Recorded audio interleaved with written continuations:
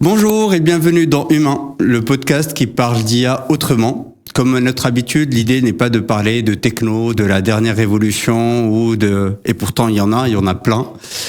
L'idée est de parler de qu'est-ce que ça change en nous, les impacts sur la société, sur les collaborateurs, sur la collaboration au sein des entreprises, sur notre entourage. Et aujourd'hui, j'ai l'immense plaisir d'accueillir Mourad Atik. Je pense que tu pourras te présenter encore plus que ce que je pourrais faire. Mourad, quelqu'un avec des initiatives vraiment ancrées dans le terrain, qui voit en temps réel comment ces IA impactent aujourd'hui nos élèves, nos étudiants, nos écoliers. Peut-être avant de rentrer dans le vif du sujet de toutes tes initiatives et comment aujourd'hui tu approches ces sujets autour de l'IA, peut-être te présenter un peu ton parcours et comment tu t'es retrouvé aujourd'hui responsable de Qu'est-ce qu'il y a. Merci Mohamed, bonjour à toutes et à tous. Avant de commencer, je tiens à saluer l'initiative. Effectivement, remettre l'humain au centre du débat ou des discussions ou de l'attention. On va aborder ce thème-là. C'est crucial, c'est fondamental, c'est nécessaire et suffisant. Moi, je m'appelle Mourad Atik, je suis un ancien prof de maths. J'ai enseigné les maths en France et à l'étranger. Je suis passionné du coup de la tech, mais aussi de l'humain, parce que du coup, j'aime transmettre les connaissances. Je suis associé à mon frère qui s'appelle Rabat. Lui, il est ingénieur diplômé en mécatronique plus exactement, et il s'est orienté vers le dev et il y a un peu moins de 7 ans, la data et l'IA. C'est un expert en data et en IA. Et ensemble, on a fondé il y a un peu moins de 10 ans une EdTech, une start-up qui s'appelle Evolukid. Donc une des premières EdTech en France où on prenait le pari de démocratiser les technologies et les transmettre d'abord aux enfants, aux ados, aux jeunes adultes et ensuite au grand public. Et du coup, on s'est intéressé à l'IA il y a de ça en 2018. On a fait des hackathons dans des écoles d'ingénieurs, etc. On a publié un livre en 2021 avec une approche déjà d'expliquer ce que c'est l'IA, mais surtout une approche projet. On voulait déjà montrer et démontrer que c'était une techno intéressante, qu'on pouvait faire beaucoup de choses et surtout que ça allait changer pas mal de choses. Force est de constater qu'on ne s'est pas trompé, parce que 2 ans après, OpenAI lance ChatGPT, révolution mondiale, pas tant sur la techno, ça existait déjà, l'IA, même l'IA générative d'ailleurs, mais sur l'approche de démocratisation et de faire connaître l'IA un peu partout dans le monde d'ailleurs, 100 millions d'utilisateurs en 2 mois. Donc voilà un peu qui je suis, entre guillemets, d'où je pars. Et on parle bien sûr sur l'aspect professionnel, on a tous une double casquette. Et là actuellement, ce qu'on fait en IA, donc on a lancé un programme national qui s'appelle Qu'est-ce qu'il y a, qui a un double effet, un double impact. Un impact sur des étudiants en fin d'études, principalement issus des quartiers populaires, qui ont tout approuvé, malheureusement, qui doivent montrer qu'ils en ont dans le ventre. Du coup, on met leurs compétences au service de leur ville, de leur quartier, pour développer des modèles d'IA, des expérimentations d'IA. Génial. Et du coup, grâce à ça, c'est le deuxième volet, c'est qu'on déploie de l'IA dans les collectivités, dans les services publics, dans la société civile, pour des humains. Ça, c'est un peu le thème là de notre échange, de l'IA utile vs l'IA futile qui sert à optimiser tout et n'importe quoi, améliorer un scoring dans un algo ou dans un outil qui est déjà assez élevé. Ça, c'est pas notre truc. Nous, c'est l'IA utile dans la société civile. Génial. Peut-être juste, c'est inspirant ton parcours avec la première solution EdTech. Peut-être revenir dessus avant d'arriver sur Qu'est-ce qu'il y a et rentrer un peu plus dans le détail de Qu'est-ce qu'il y a, comment les gens sont embarqués. Et j'ai plein de questions sur le sujet EdTech parce que c'est un vrai sujet de réflexion pour moi et de comment repenser tous ces sujets autour de l'enseignement et de la diffusion du savoir avec ces technos. Peut-être revenir sur cette première expérience de l'émergence de l'idée et après comment ça s'est concrétisé et où est-ce que ça en est aujourd'hui. Ok, donc quand je rentre de l'étranger, il y a mon frère, lui, qui est un peu le geek de la famille et qui a déjà un petit lab chez lui, un peu dans son garage là, avec une table un peu comme celle-ci. Dessus, il a des capteurs, il a des cartes Arduino pour les connaisseurs, donc c'est des cartes électroniques. Il a des modules, il a un bras robotique, il développe, il fait, il crée, il construit avec ses mains. Il a des enfants ou pas? Et il a des enfants. Il le fait pour les enfants? Et justement, voilà. Il le fait d'abord pour lui, c'est un passionné. Tout ce qu'il fait, il transmet à son aîné, qui adore ça. Et en fait, du coup, quand je rentre, il me dit, il connaissait moi mon expertise et mon expérience de pédagogue, donc de vulgarisation. Tu sais, vulgariser les maths, les maths des fois ça fait peur, tu vois. C'est abstrait. J'arrivais moi à trouver des moyens de démystifier les maths et j'avais des bons résultats avec mes élèves. Du coup, si tu vois, c'est un peu l'histoire du pédagogue et du geek. L'un maîtrise les outils, la tech, et l'autre il maîtrise la pédagogie. Et du coup, en s'alliant, on a proposé, donc on a lancé EvoluKid.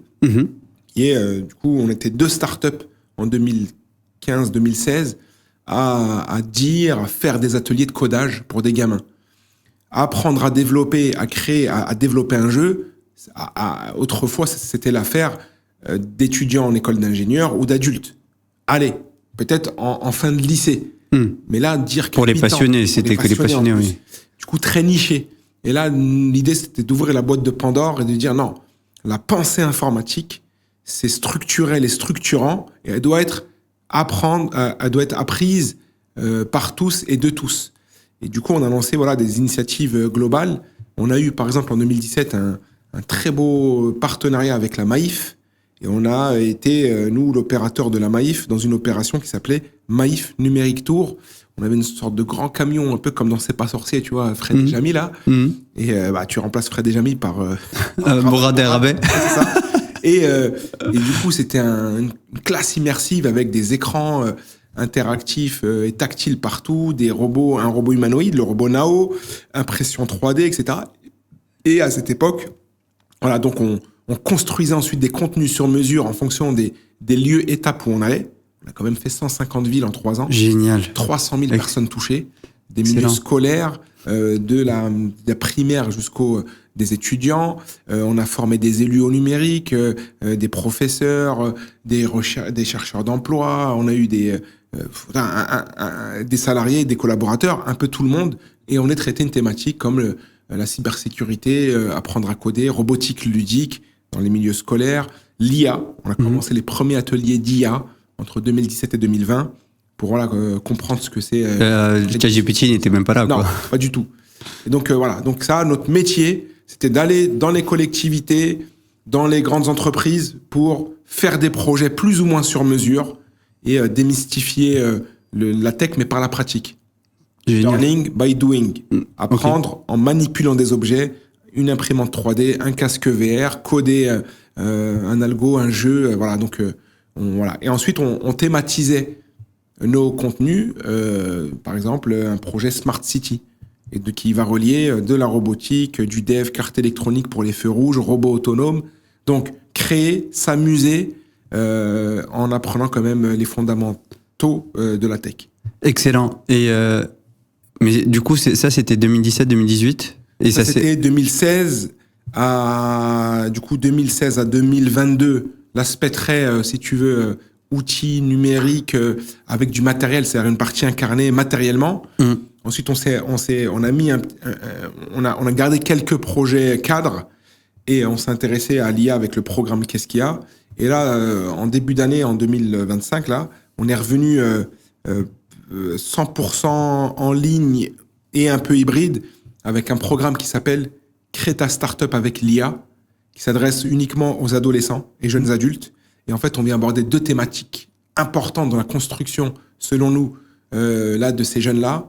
C'est réaliser des projets, traiter de l'entrepreneuriat. Moi, en tant qu'entrepreneur, j'ai appris pléthore de choses et surtout un mindset, une construction différente que ce que m'avait appris, ce que j'avais appris à l'école. Donc, on est très férus et on est très, comment dirais-je, on pousse les jeunes à entreprendre des projets. Ils seront pas forcément entrepreneurs, mais à 13 ans, 14 ans, 15 ans, le fait de dire je vais me former à l'entrepreneuriat, c'est-à-dire je vais me former finalement à plein d'outils. et l'IA, bien sûr, se former à l'entrepreneuriat, faire une start-up, au départ fictive, mais pour ceux qui sont un âge un peu plus avancé, se dire pourquoi pas si ça confirme, pourquoi ? Ça confirme. Donc il crée un site, il crée une identité visuelle, un logo, etc. Avec l'IA générative, tu l'auras compris Mohamed, ça va plus vite, beaucoup plus simple. Et à défaut de leur dire on va vous former à l'IA, voilà, faire des outils, non. On les forme à des outils d'IA, à la prise en main d'outils, dans le but de réaliser leur projet. Et là, Excellent. Par exemple, je vais te raconter l'histoire de Bilal, un jeune de Melun, c'est ça ? Ouais, c'est Melun. On a fait ça pour l'agglomération de Melun. Donc, on a pris 12 jeunes qui ont chacun lancé leur projet. Lui, il est lauréat de ce projet-là. Il a créé Harmonia. C'est une start-up qui aide les personnes isolées seniors et qui les accompagne et lutte contre l'isolement. Tu vois ? C'est excellent. Avec c'est génial. Internet, un chatbot et des outils. Donc là, on a parlé de cette première initiative. Ensuite, il y a ce programme qui continue toujours. Oui, le programme Créda Startup avec l'IA, il a été démarré en début 2025. En quelques KPI, on a déjà fait 10 collectivités, donc plus d'une centaine, 150 jeunes, un peu moins de 100 000 euros de chiffre d'affaires, tu vois. Donc c'est un projet sur lequel là on va capitaliser. Génial. Et passons à qu'est-ce qu'il y a maintenant.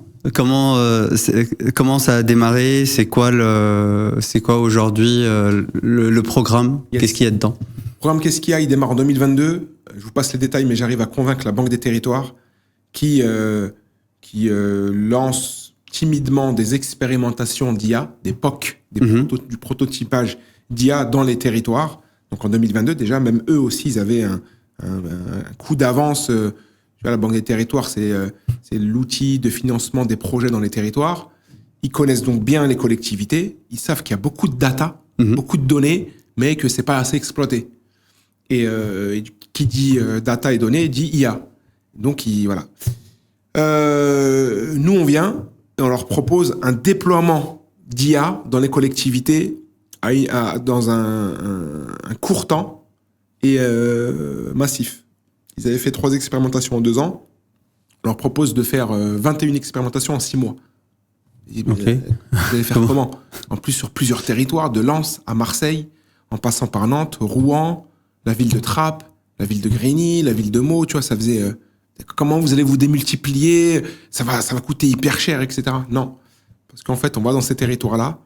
Nous, on centralise l'expertise, on crée les contenus. Ensuite, on déploie des formateurs dans chaque territoire. Mais ceux qui vont opérer les projets, c'est des projets expérimentaux. C'est-à-dire que c'est pas des projets ça va pas révolutionner à Paris. Non, ce que je veux dire par là, c'est que c'est pas des projets... Quand je dis expérimentaux, ça veut dire expérimentation terrain. C'est ancré dans la réalité du terrain. Dans la réalité. Donc, il faut aller sur les terrains. Les villes que je t'ai citées, il faut y aller. Il faut aller échanger avec les services de la ville. Et là, tu te dis, si tu centralises à Paris, donc tu as besoin d'envoyer des consultants partout, ça va coûter cher, ça prend du temps. Et là, je leur dis non, parce que dans ces territoires-là, on va identifier des ressources locales qui sont des étudiants en fin de cycle et qui ont, en fait, c'est la fin de leurs études. Et cette expérience-là, on a plein de grands groupes autour. Donc, on avait L'Oréal, SAP, Publicis, Nestlé, UPS, Tata Consultancy Service.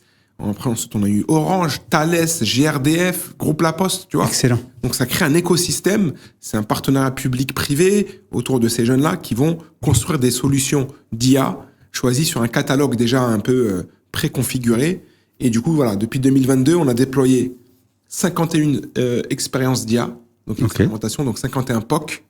Et ensuite, ces POC-là, soit ils sont devenus des projets internes dans les collectivités, ou soit là, récemment, le programme, il a évolué. Et on a 3 startups qui sont nées de la dernière saison. Tu vois, donc le programme Qu'est-ce qu'il y a, c'est par saison. Tous les ans, il y a une saison. C'est un peu comme dans Netflix, tu vois. Star Academy, quoi. Star Academy, c'est ça. Et là, on a IA Academy. IA Academy, c'est pas mal ça. Le programme Qu'est-ce qu'il y a, l'IA Academy. Et là, en février, donc c'est le démarrage de la saison 4, on va déployer un peu sur tout le territoire 10 promos, donc 30 POC qui vont être développés. Dans ces 30 POC, on estime à peu près la moitié qui vont devenir start-up, donc 15 start-up qui vont naître. Et donc des start-up, je vais décrire un peu quel genre de projet. Une IA qui prédit le nombre d'élèves dans les cantines scolaires de la ville. Donc ça s'appelle Predictive Cantine. Pour anticiper la consommation et réduire les déchets. Et réduire surtout le gaspillage alimentaire. Une IA qui détecte les micro-fissures sur les routes, pour faire des travaux préventifs et non curatifs. Une IA qui prédit le départ et la venue du personnel de santé dans une zone géographique pour lutter contre les déserts médicaux. Un chatbot intelligent dans les mains des élèves et des jeunes pour prévenir et faire de la prévention autour du cyberharcèlement. C'est une vraie question. Un outil qui s'est transformé en start-up qui s'appelle Parcoursup.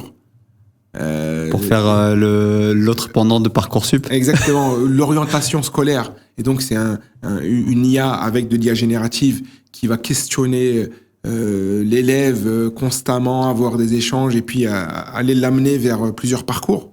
Donc, tu vois, c'est des projets toujours très utiles qui sont développés.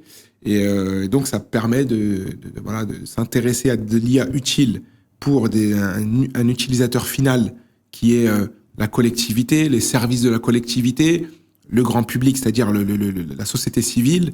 Et puis derrière, on a un écosystème de grands groupes qui, bien sûr, cofinancent le projet, mettent des mentors à disposition, et puis à la fin, on arrive à des beaux projets. Et pour terminer, on a aussi un narratif qui est très important, c'est d'où tu viens, qui tu es, on s'en moque, qu'est-ce que tu sais faire. Et du coup, ça t'envoie jusqu'à Vivatech quand tu es finaliste. Donc devant 500 personnes, tu pitches ton projet. Et les 3 meilleurs projets, ils vont à la Silicon Valley, à San Francisco et Los Angeles. Excellent. Bravo. Génial. Et 2 questions. D'abord sur le recrutement de ces. Déjà, ça a touché combien d'étudiants en fin de cycle, comme tu as évoqué, dans toutes ces expérimentations, la totalité des personnes qui sont impliquées dans ce programme-là. Et la deuxième question, c'est aujourd'hui, est-ce que tu as déjà des retours des bénéficiaires, donc de ces collectivités territoriales ou ces PME autour de ces sujets-là? Du coup, en termes de chiffres, en termes de KPI, le programme Qu'est-ce qu'il y a, c'est 3 ans, c'est 3 saisons, c'est 17 territoires touchés, c'est autant d'entreprises impliquées, c'est plus de 200 étudiants qui ont été sélectionnés, sur à peu près en tout peut-être 1500 qui ont candidaté. Donc ils ont un test technique, pour de filtrage et un entretien oral. On s'assure qu'ils sont très motivés. Du coup, c'est 51 expérimentations. Ça amène la collectivité à se poser des questions. N'oubliez pas qu'on démarre en 2022. Ils veulent juste comprendre c'est quoi l'IA. Il n'y a pas la volonté de se dire ah tiens, on va faire de l'IA. Nous, on est en amont. Et c'est-à-dire les 2 premières années, c'est un travail pédagogique. C'est amener une collectivité d'un point de vue politique ou opérationnel, les services de la collectivité, à se dire ah d'accord, on peut faire ça avec l'IA. C'est leur montrer qu'est-ce qu'on peut faire. Juste ça, c'est avoir une sortie positive d'un projet que les services de la ville, ils ont compris, que monsieur le maire, il assiste à la restitution de projets local d'abord avant d'aller à Vivatech et à la Silicon Valley. Localement, on clôture les projets. On fait un événement dans la mairie avec les jeunes, leurs familles, l'entreprise partenaire, les élus, les services de la ville. Donc juste ça, c'est une victoire. Mais c'est excellent. Et ensuite, il y a la saison 3, l'année dernière, on a professionnalisé avec la possibilité aux étudiants de lancer leur start-up. Donc 3 start-up sont nées. Parcoursup, qui est du coup un outil pour aider mieux orienter les élèves dans leurs études.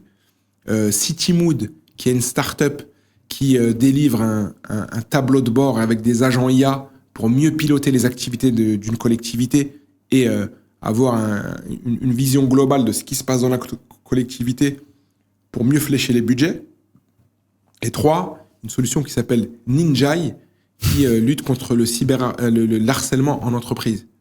En entreprise, c'est même pas... En entreprise, avec une pastille comme ça qui est intégrée dans les échanges de mails et ensuite qui fait de la prévention. Elle n'est pas là pour signaler, pour dire là, attention, ton mail, il est un peu limite, voilà le code du travail, etc. Il est là pour accompagner l'harceleur, l'harcelé, oui, mais le potentiel harceleur pour qu'il passe à l'action.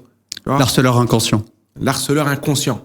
Oui. Il y en a, bon, peut-être qu'ils sont malveillants, je sais pas, c'est ancré, mais il y en a plein, ils se rendent pas compte. Oui. Et donc, on est là pour les accompagner et pas les pointer du doigt et pas agir par la suite. Mais dire, en amont, là, fais attention. Là, ça fait 2 ou 3 fois, tu vois, il a un peu le... Ce qui est génial, c'est que ce que je comprends... De manière tout à fait anonyme. Hein. Non, mais... Là, tout de suite, on se pose la question, ouais, bon, non. On est là. Non, de manière tout à fait anonyme. Et voilà. Mais ce qui est génial, c'est que c'est des sujets vraiment ancrés dans la réalité du terrain. Yes. Et du coup, on parle d'IA d'une manière générale. On parle pas forcément d'IA générative. Et aujourd'hui, malheureusement, la hype qu'il y a autour de l'IA est plus liée à l'IA générative. Comment toi, tu as perçu, toi qui mènes des projets concrets, très ancrés sur le réel, comment tu as perçu cette arrivée de l'IA générative dans les publics auxquels tu t'adresses? Yes. Et notamment cette différenciation ou ce travail nécessaire d'explication que l'IA, c'est pas que l'IA générative. Bien sûr. Et il y a plein de choses qu'on peut faire. Et qu'est-ce que c'est vraiment? Je pense que l'un des avantages que ça a amené, c'est que ça a fait parler de l'IA.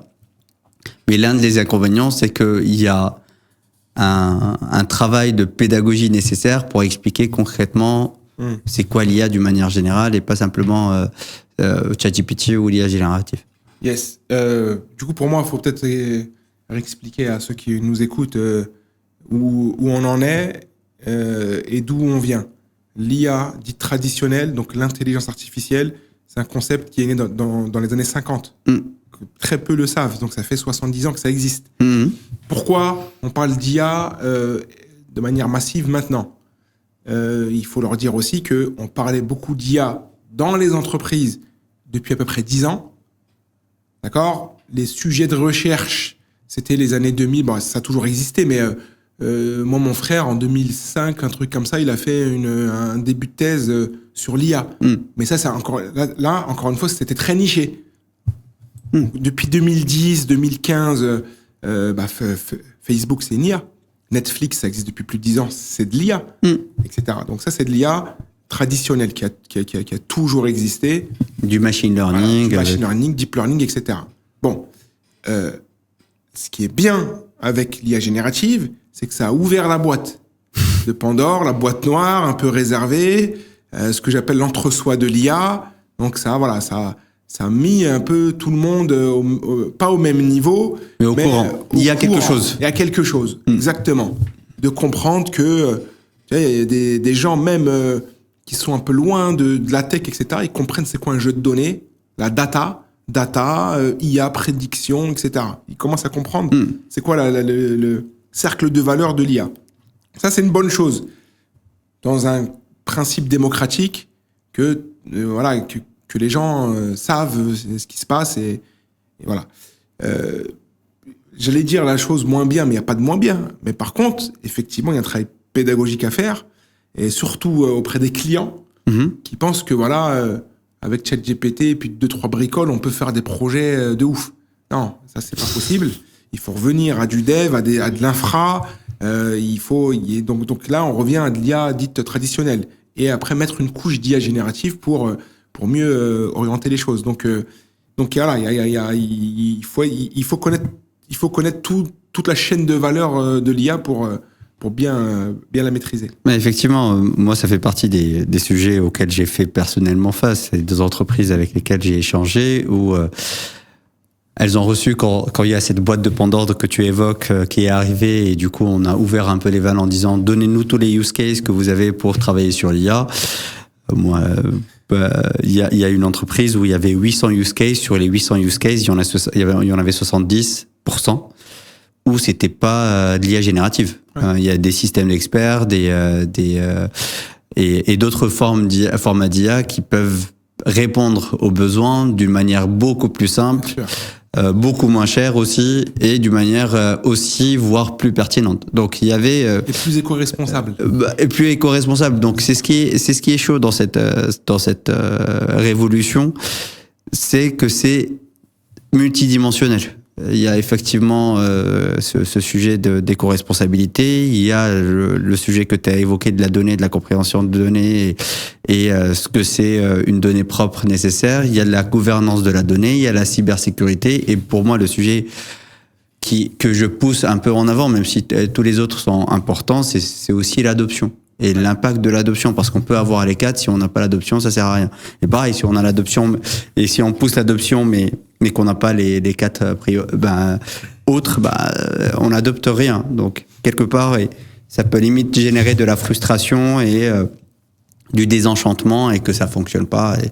Donc, c'est ce que je trouve moi intéressant dans cette logique globale, c'est que il faut mener les 5 batailles d'un seul coup sur ces sujets d'arrivée de l'IA.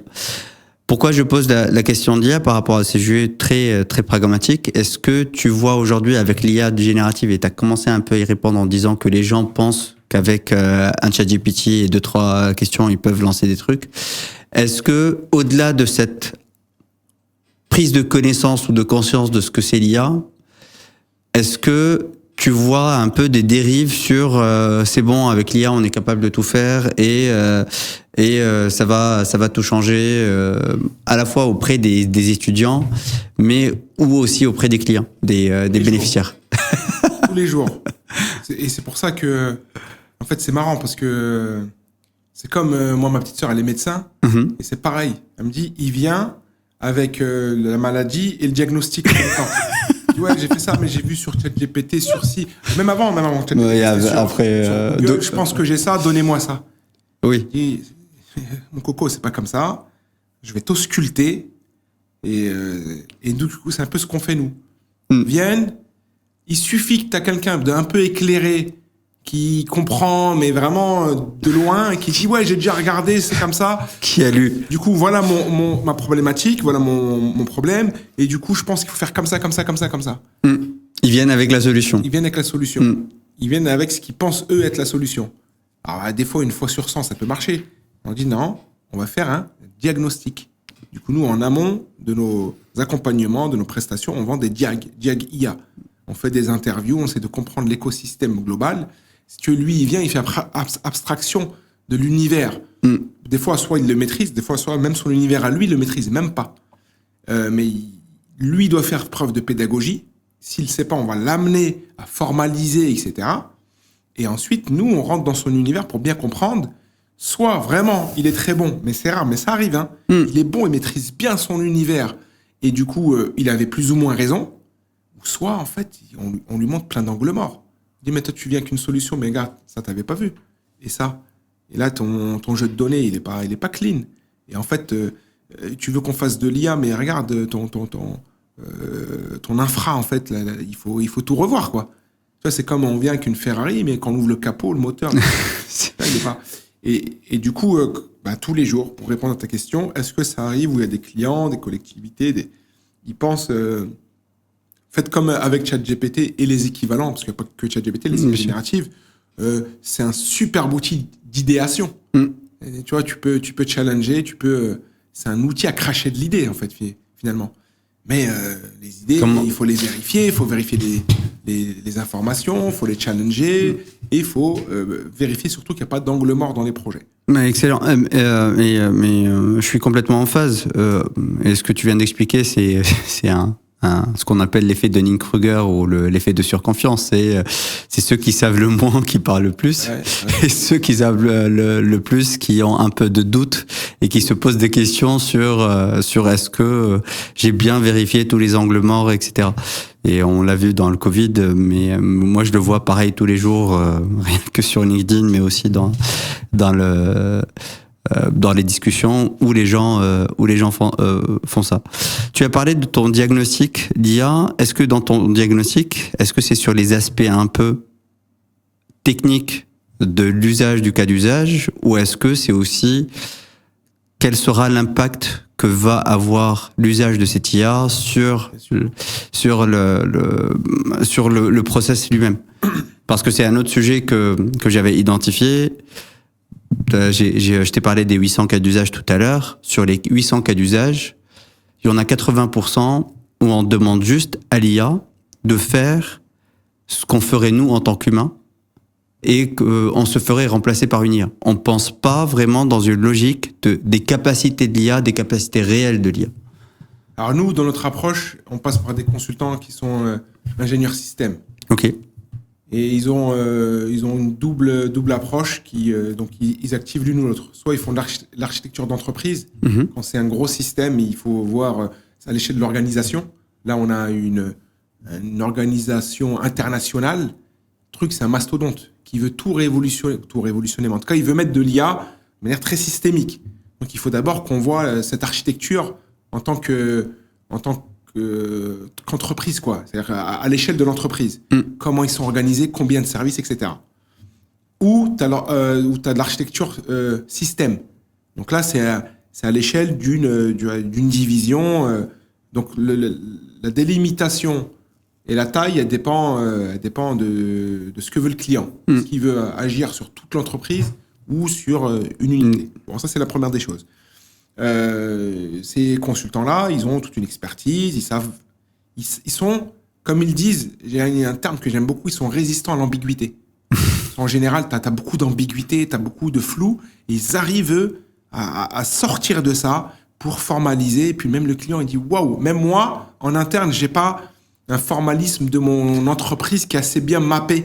Ils font une cartographie à l'échelle de l'entreprise, quand c'est de l'architecture d'entreprise, ou à l'échelle de la collectivité. Voilà. Ça, c'est une première des choses.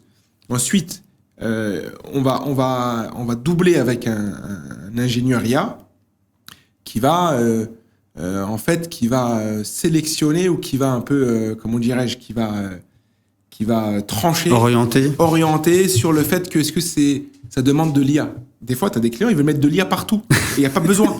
Automatiser un processus, c'est pas de l'IA, c'est pas forcément de l'IA. Tu vois, je te raconterai un truc tout à l'heure, mais j'ai eu quelqu'un qui est venu me dire j'ai un budget IA. Pour faire quoi? Je sais pas, mais j'ai un budget IA.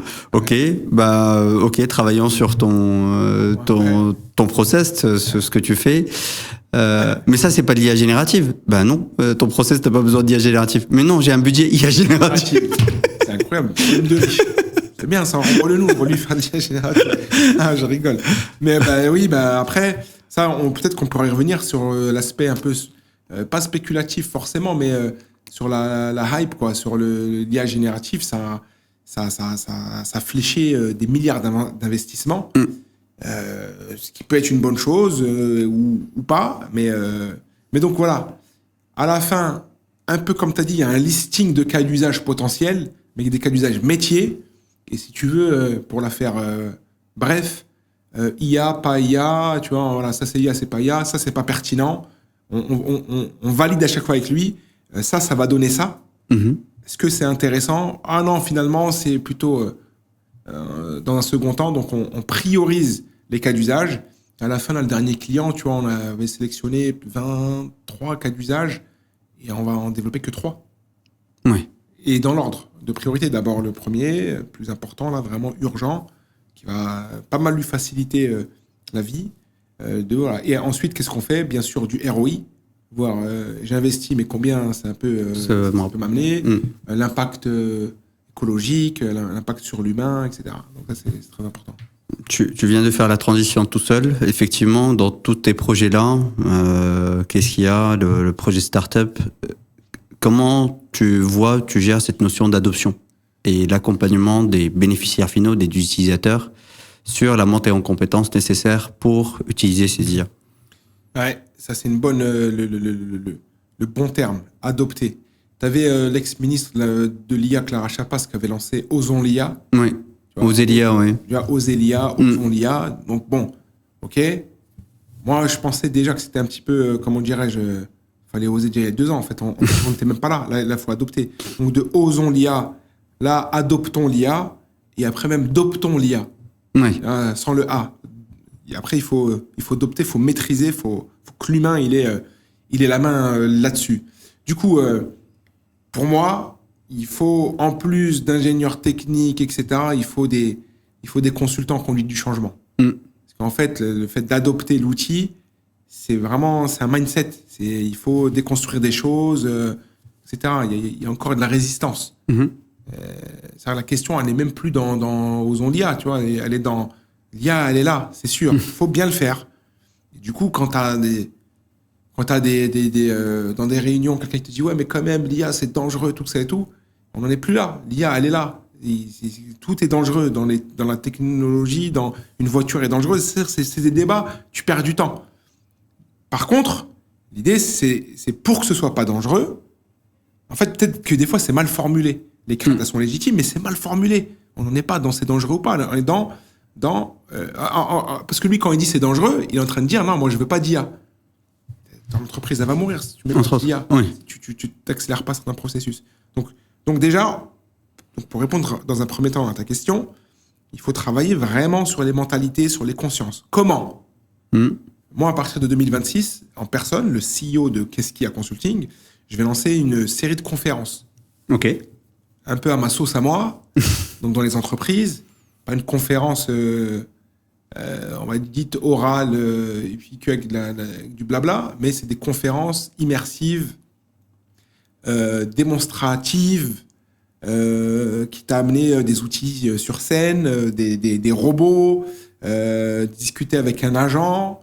En fait, beaucoup un peu, si tu veux, un peu une conférence un peu sous l'angle du show, tu vois, faire le show sur scène devant des collaborateurs pour déclencher en eux une émotion, comprendre ce que c'est, mais par la pratique. Tu l'as compris avec tous les projets que je te décris. Des fois, l'IA, c'est fantasmé. Il suffit de montrer, en fait, l'IA, c'est ça. Et du coup, de regarder sous différents aspects, de manière applicative, incarnée dans un projet, dans un cas d'usage, que en fait, il y a des risques. On peut boire le café avec. On peut boire le café avec. Voilà, c'est ça. On peut boire le café avec.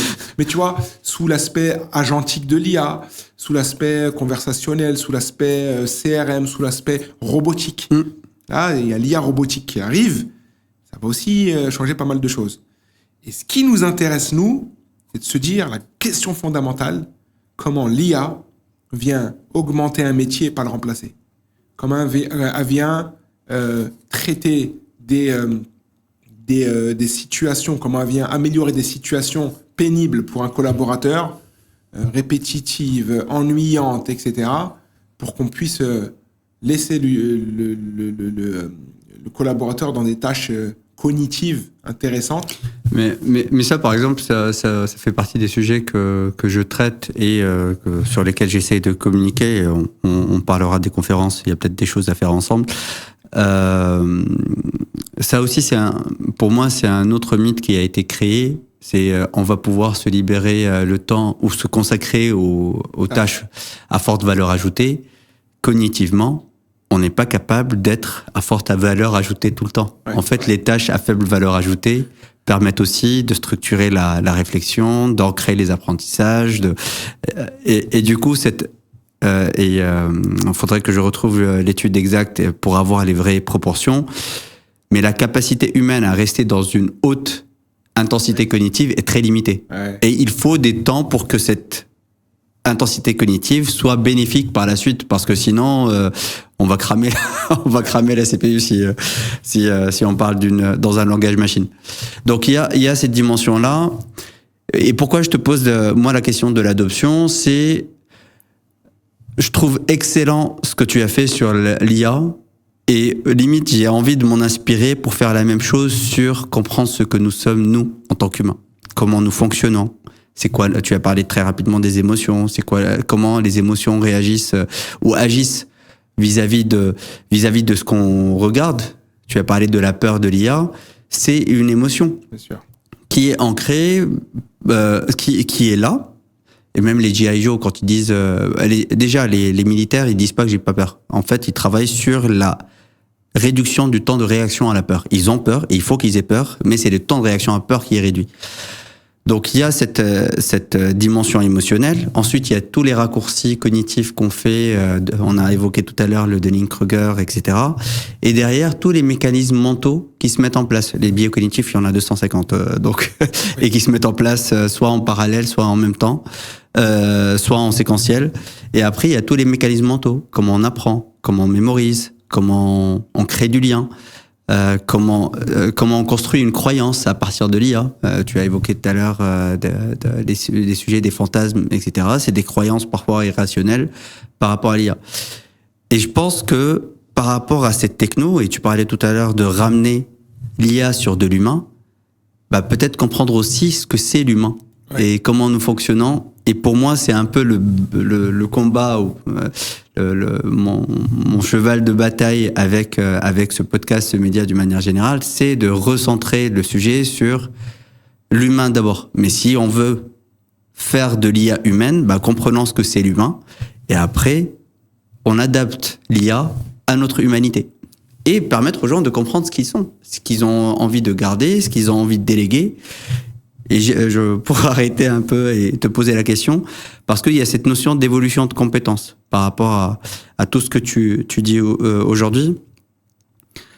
Dans le modèle que j'ai conçu, et j'aurai le plaisir de te le présenter plus tard, et d'ailleurs je le présente très régulièrement sur les réseaux sociaux, c'est quoi, comment tu permets aux gens de définir quelles sont les compétences qu'ils doivent garder en tant qu'humains.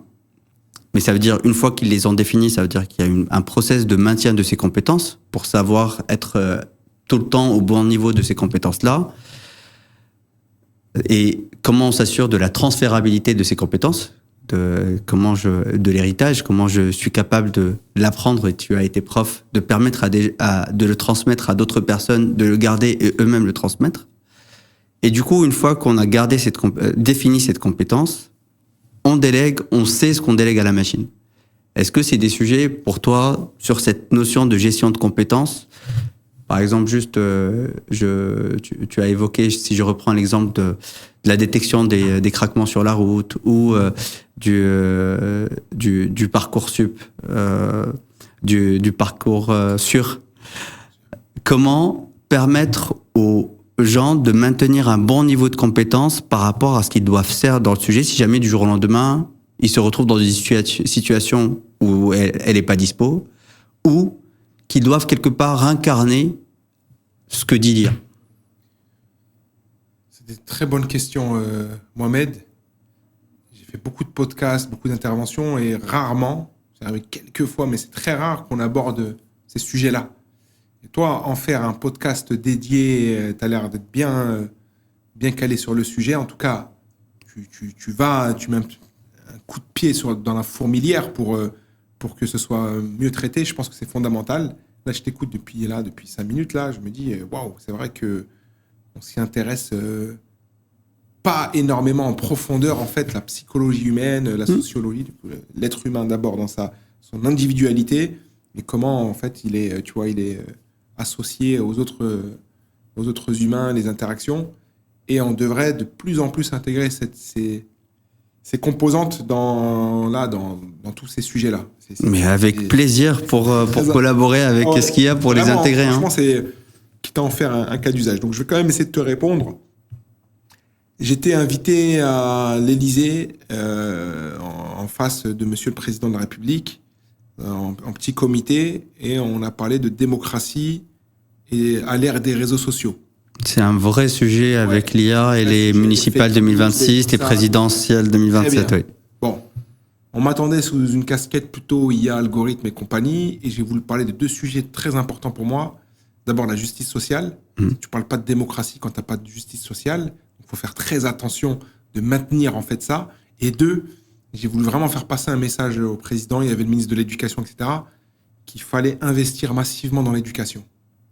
On ne peut pas chaque année, en fait, le budget de l'éducation nationale, là, ils font comme neige au soleil, peu de moyens. Et en fait, tout ce que tu décris sur l'agilité, le comportement à adopter dans telle et telle situation, on le sait maintenant avec l'arrivée de l'IA générative et la rapidité de l'évolution des technologies, qu'il faut être agile finalement.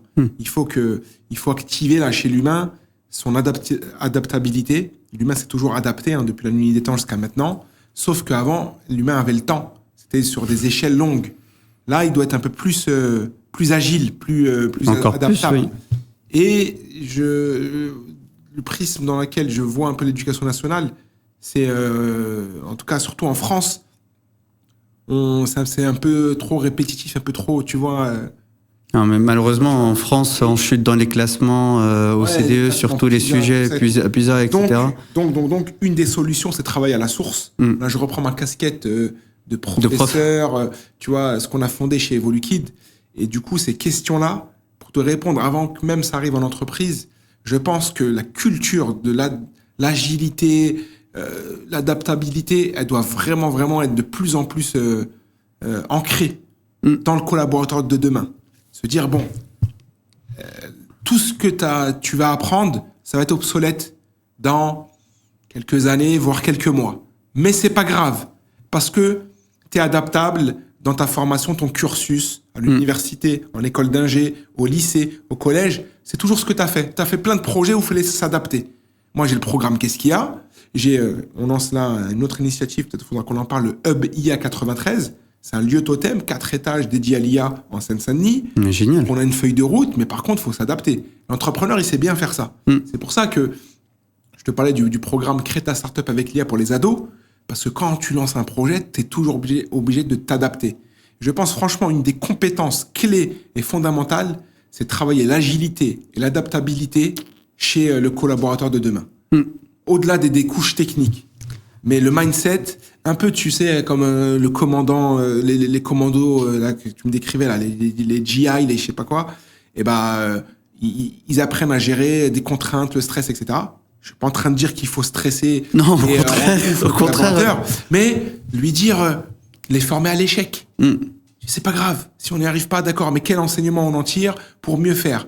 Et du coup, s'adapter constamment, mais sans générer un stress pas possible.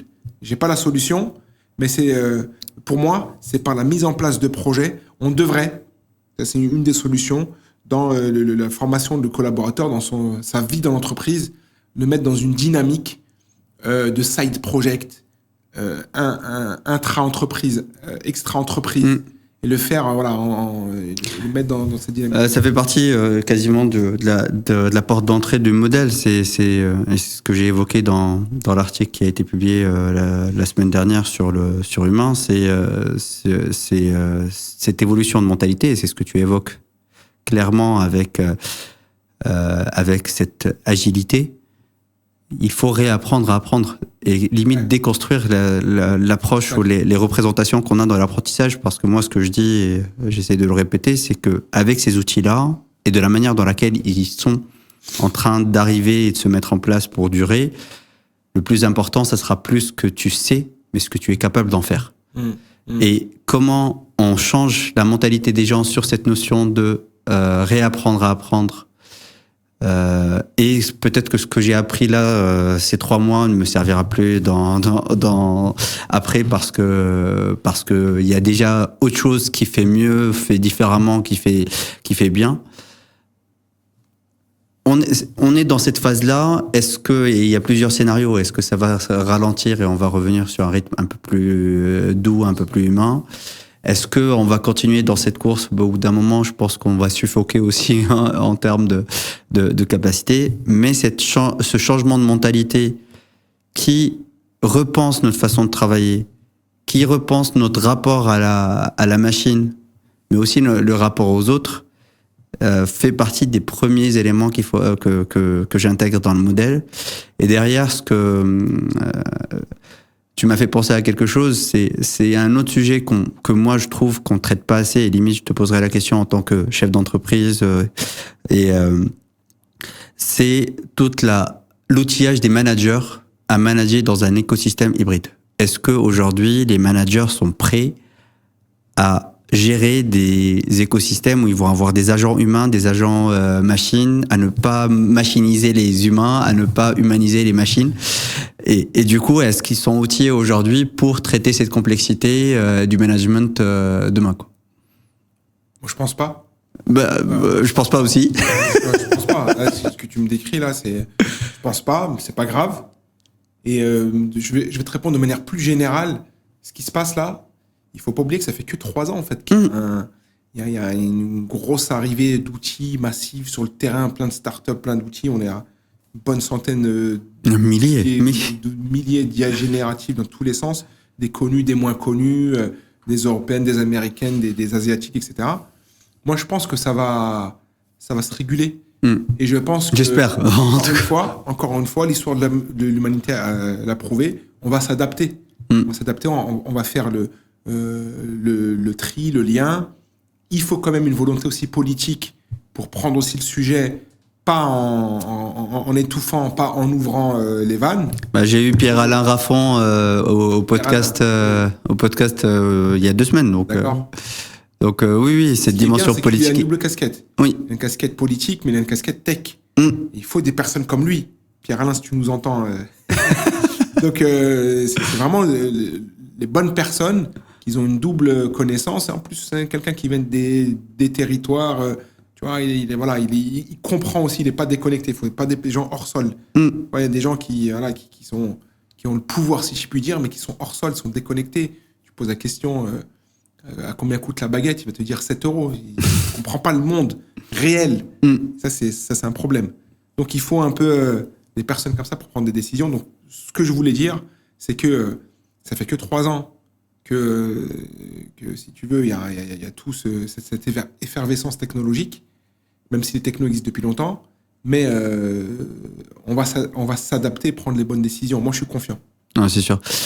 C'est quoi les prochaines étapes pour toi avec ce programme? Qu'est-ce qu'il y a et comment tu vois un peu avec l'arrivée de l'agentique, on n'en a pas parlé, éventuellement l'IA générale qu'on annonce même pour 2028. Il y a des sujets énergétiques, j'ai l'impression qu'ils n'ont pas encore fini de les traiter. Comment tu vois l'évolution de tes activités à toi dans les 2-3 prochains mois? On parle plus en année. Non, je rigole. J'allais dire 2-3 prochaines années, mais ça avance tellement vite que dans 2-3 mois. L'actualité, tout simplement, en ce moment, on prépare la saison 4 du programme Qu'est-ce qu'il y a qui commence en février. Donc 10 territoires, 10 grands groupes. Et du coup, on est sur 30 cas d'usage là qui vont être déployés. Donc de février jusqu'à juin. Ça, c'est le programme Qu'est-ce qu'il y a. Rendez-vous tous à Vivatech pour la finale. Génial. Et ensuite, fin juin, c'est la cérémonie de clôture et on annoncera les 3 gagnants qui partiront à la Silicon Valley en année 2027.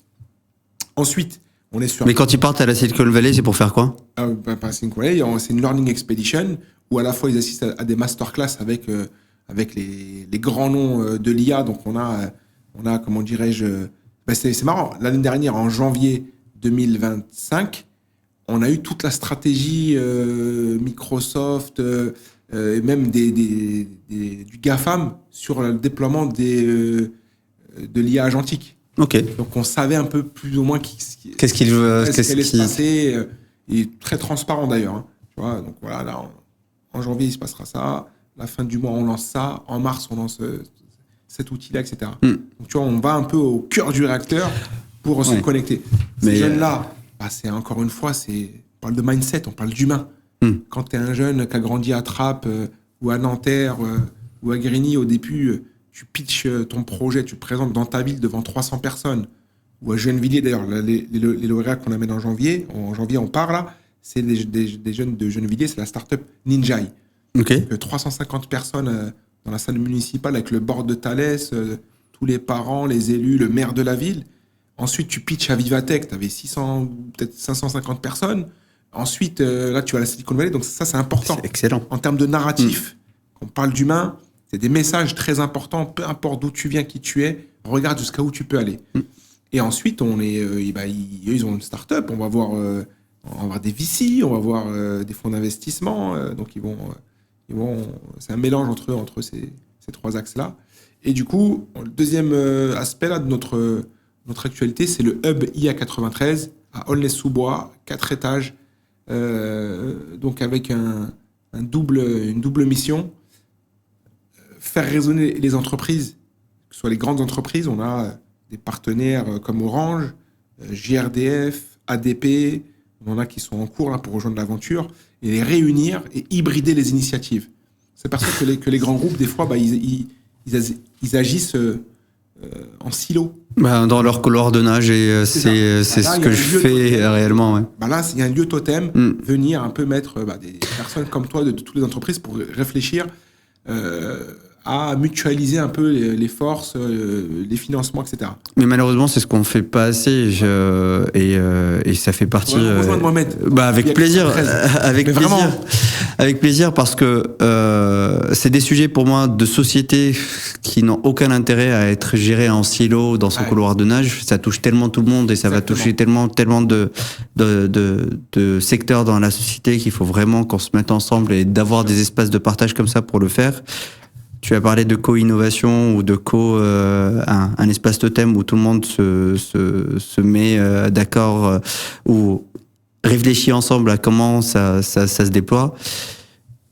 Et je te pose la question, mais il y a un sujet aussi par rapport au tissu économique national, c'est que faut que ça redescende et ça se développe aussi au niveau des TPE-PME. Tu m'as enlevé de la bouche. Ok, très bien. Et l'idée, c'est de traiter de la grande entreprise jusqu'à l'habitant, en passant par les TPE, les PME, les services publics. On discute avec la PHP, les hôpitaux. Donc tous ces services où il manque de moyens, etc. Je pense qu'il y a des choses où là, l'IA a toute sa place.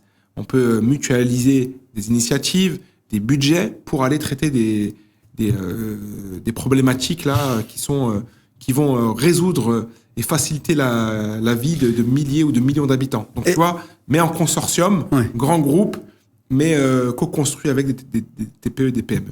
Génial, excellent. Et c'est là où peut-être il va falloir faire un autre épisode sur ça, mais c'est quoi l'enjeu, c'est quoi l'ambition? Est-ce que c'est l'amélioration de la qualité de vie? Est-ce que c'est proposer de nouveaux services? Est-ce que, en fait, l'essence même de ce Hub IA 93, mais je pense qu'on va... Je te réponds en une ligne. J'en sais rien du tout. C'est pourquoi? Parce que c'est volontaire. Et dans ce projet-là, on n'a pas l'ambition, on n'a pas la prétention de dire c'est comme ça que ça va se passer, on va tout... En fait, on s'est dit, on réunit les acteurs, on prend leurs besoins, et on va coécrire ensemble ambitions, l'histoire. Et déjà, c'est plus humble. Et il y a moins de prétention de se dire on a tout identifié, ça va se passer comme ça, parce qu'on suit jamais les plans. C'est pas vrai. Donc là, on y va de manière beaucoup plus humble. D'abord, ces grands groupes, on va aussi s'intéresser à eux. Ils ont besoin de quoi? Même un grand groupe, il a besoin. Non, bien sûr. Et il a des besoins. Ensuite, là, à partir de janvier, on mène ce deuxième travail auprès des TPE et PME. C'est quoi leurs besoins? On va s'apercevoir qu'il y a des ponts et des synergies. Et du coup, on a pris la volonté, on a des axes de travail, on a 5 axes, mais la feuille de route, un note stratégique vraiment qui va donner l'impulsion pour les prochaines années, on l'aura après avoir finalisé ces échanges, cette construction, et ce sera pas nous, qu'est-ce qu'il y a consulting qui va, mais ensemble, le consortium siège dans un board et on prend des décisions mutuelles. Génial. Bravo, bon courage pour tout ça. Merci. Et merci encore pour l'invitation. C'est chez toi, tu reviens quand tu veux. Je reviendrai. Avec grand plaisir. Dès qu'il y a des choses à annoncer ou des choses que tu veux partager, un petit coup de fil et tu viens. Merci encore d'avoir assisté à cet épisode et je vous dis à très bientôt dans un nouvel épisode de Humain. Merci d'avoir regardé ou écouté ce podcast jusqu'au bout. Je compte sur vous pour liker, partager ou commenter, nous dire ce que vous avez aimé, ce qu'on pourrait améliorer, en parler un maximum autour de vous et surtout, posez vos questions. J'aurai un immense plaisir à y répondre. Je suis toujours Mohamed, vous êtes sur Humain et je vous dis à très bientôt pour un nouvel épisode.